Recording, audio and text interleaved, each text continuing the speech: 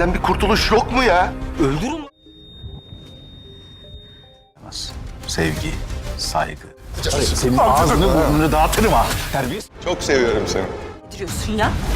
اول از همه اونایی که از گیرای و جمال و گورکم بعدشون میاد لایک کردن رو فراموش نکنن که اینا قراره برن. قراره چند تا از شخصیت‌های دیگه هم از داستان خداحافظی کنن.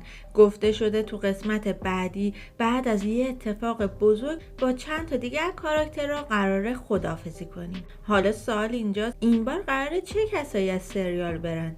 چه بلایی سر کیویل جیم اومده؟ سرنوشت گورکم چی میشه؟ رابطه دعا فاتح قراره به کجا برسه؟ تا آخر ویدیو همراه من باشید تا با هم تیزر جدید و اتفاقهایی که قراره بیفته رو بررسی کنیم. درود، من نیلوفرم و اینجا کانال ایران ترکیه. اگه دوست دارید از آخرین اخبار و حواشی سلبریتی ترکیه با خبر باشید یادتون نره کانال رو سابسکرایب کنید. بدون معطلی بریم که ویدیو رو شروع کنیم. جمال قراره از سریال بره ولی قبلش میخواد به کیویل جیم آسیب بزنه. از طرف دیگه نقشه‌ای که جمال برای آمر کشیده ممکنه حسابی غافلگیر کننده و خطرناک باشه.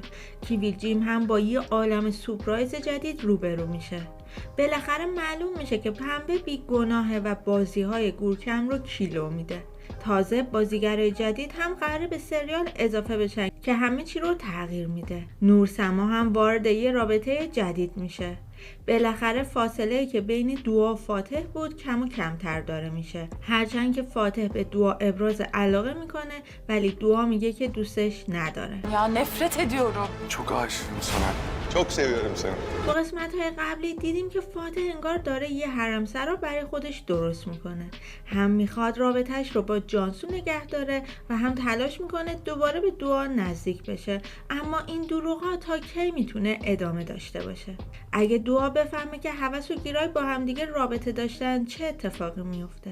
تازه اگه بفهمه از این ور جانسو و فاتح هم با همدیگه تو رابطه بودن چی؟ به نظرم بیشترین ضربه رو دعا قراره بخوره. Sizler için küçük bir sürprizim daha var. Bu kadın Ömer amcanın eski جمال هم که قصد داره به کیویل جیم آسیب بزنه و کیویل جیم حسابی تو دردسر بیفته ولی خب فرصت خوبیه که آمر میاد و کمک کیویل جیم و شاید اینطوری رابطه آمر و کیویل جیم دوباره درست بشه. از اون طرف فاتح اشتباه بزرگی میکنه و پنبه خیلی زود از این ماجرا باخبر میشه. تو اخبار گفته شده بعد از گیرای و هوس چند تا شخصیت دیگه هم از سریال میرن.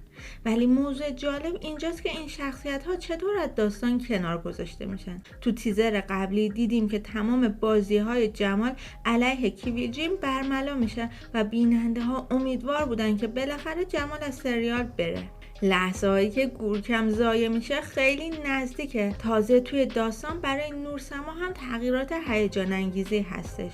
قرار خیلی زود یه عشق جدید تو زندگی نورسما شروع بشه. یکی دیگه از اتفاقا مربوط میشه به آلف کوچولو که به نظر میرسه کارگردان و نویسنده سریال قصد دارن که با این روش برای کشورشون فرهنگ سازی کنن تا خانم ها تو کشور برابری و همینطور امنیت و آرامش بیشتری داشته باشن. مری وقتی نورسما و پنبه رو دید که بالا سر آلف کوچولو شال گذاشته بودن و دعا میخوندن حسابی عصبانی میشه و بچه رو از اونجا برمیداره. تو تیزر جدید مری موضوع رو به کیویل جیم میگه که اونا داشتن بالا سر یه بچه کوچولو شال میذاشتن و دعا میخوندن. کیویل جیم هم سری میره پیش عبدالله خان و با عبدالله حرف میزنه ولی مثل همیشه موضوع رو همینجا تموم نمیکنه. وقتی که با آمر داره حرف میزنه میگه کسی که امروز برای یه بچه کوچیک شال میذاره ممکنه فردا نذاره درس بخونه و حتما هم خیلی زود شوهرش میدن و اینجوری ماجرا رو دوباره داغ میکنه. از طرف دیگه شخصیت فیراز بعد از شنیدن خبر بارداری دوست دخترش تمام نقشه‌هاش نقشه براب میشه و کم کم به حاشیه میره. تو قسمت جدید داخل خانواده اونال یه آشوب بزرگ اتفاق میفته. تو اخبار گفته شده که شخصیت‌های جانسو و دخترش ازگی قرار از سریال برن اما این جدایی اصلا دوستانه نیست چون گورکم حسابی داستان رو به هم میریزه. حالا سوال اینجاست گورکم چی از فاتح دیده که اینطوری خداحافظی خودش رو پرحاشیه میکنه؟ چطور ممکنه فاتح که هم با گورکم و هم جانسو تو رابطه هستش و همینطور دعا رو کنار خودش نگه داشته گذاشته به تنها ترین آدم سریال تبدیل بشه. این صحنه ها رو حتما باید با دقت تماشا کنیم چون قراره یه افشای بزرگ رو ببینیم که همه منتظرش بودن. همینطور هم گفته شده جدایی فقط به ازگی و جانسو ختم نمیشه و شخصیت های دیگه هم داستان رو ترک میکنن. از طرفی گورکم متوجه میشه که فاتح به طور مرتب برای شخصی پول میریزه. وقتی بیشتر پیگیری میکنه میفهمه اون شخص یه خواننده است. Kime para yediriyorsun ya? Fırtına öncesi. گورکم تصمیم میگیره این خواننده رو به مهمونی تعیین جنسیت بچهش دعوت کنه و همه چیز رو به هم میریزه. تو اون مهمونی گورکم وسط مراسم بلند میشه و میگه میخواد کسی رو بهتون معرفی کنم. این زن معشوقه شوهرمه. باهاش آشنا بشید. Bu kadın benim kocamın metresi. بعدش هم رو به عبدالله پنبه میکنه و میگه شما همیشه میگفتید من دیوونم ولی اونی که منو دیوونه کرده کارای پسرتون بوده و اینجوری بمب ماجرا رو منفجر میکنه. Sizin oğlunuz beni delirtti.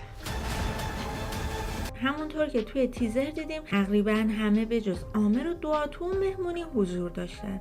اگه مری ساکت نمونه یا حتی اگه ساکت بمونه نیلای خیلی سریع همه چیز رو به گوش دعا میرسونه و اینجوری دوباره رابطه فاتح و دعا خراب میشه. حتی اگه چیزی به گوش دعا نرسه مطمئنا گورکم خودش مستقیم میگه چون گورکم حاضر نیستش که به هیچ عنوان رابطه دعا فاتح دوباره شکل بگیره. اما سوال اصلی اینه که سرنوشت گورکم چی میشه؟ این تنش شدید بین فاتح و گورکم چطور قراره تموم بشه؟ با شناختی که از گورکم داریم اون آدمی نیستش که راحت چیزی رو رها کنه و بعد از کاری که فاتح باهاش کرده باید ببینیم چه اتفاقایی قراره بیفته. از طرفی شاید هم گورکم یه خداحافظی دراماتیک داشته باشه که خیلی شوکمون کنه. خب حالا نوبت شماست. به نظرتون کدوم شخصیت رفتنش میتونه خوشحال کننده باشه؟ اگه گورکم بره و دعا فاتح دوباره با هم دیگه آشتی کنن ممکنه سریال خیلی زود تموم بشه و نویسنده دیگه نتونه مانوری بده. رفتن کدوم شخصیت بیشتر همه شما رو خوشحال میکنه؟ Sizin oğlunuz beni delirtti. به نظرتون برای اینکه هیجان داستان حفظ بشه کدوم شخصیت باید بمونه و کدوم شخصیت باید بره؟ چقدر دوست دارید که دوباره فاتح و دعا به همدیگه برگردن و همینطور فکر میکنید که آیا کیویلجیم و عامر دوباره با همدیگه آشتی میکنن و ازدواج میکنن؟ Dostluk gibi. Bizim gibi. از طرف دیگه هم مادر نیلای به سریال اضافه میشه و میاد تو خونه پنبه‌اینا اونم با یه ظاهر جدید که خودشو همرنگی جماعت کرده. Parayla ölçülemez. Sevgi, saygı. نیلای که توقع داشت مادرش ثروتمند باشه و زمانی که جانسو رو دید و به مصطفی میگفتش که نگاه کن این چرا خواننده است و ایراد میگرفت، حالا با اینکه مادر خودش یه زن بدکاره بوده چطور قراره کنار بیاد و چطور قراره تو روی پنبه نگاه کنه. حتما نظراتتون رو برای من کامنت کنید. ممنونم ازتون که تا این لحظه ویدیو همراه من بودید. یادتون نره که کانال رو سابسکرایب کنید و اگر ویدیو خوشتون اومد ممنون میشم ویدیو رو لایک کنید. امیدوارم هر جا هستید شاد و سلامت باشید و تا درود دیگه بدرود.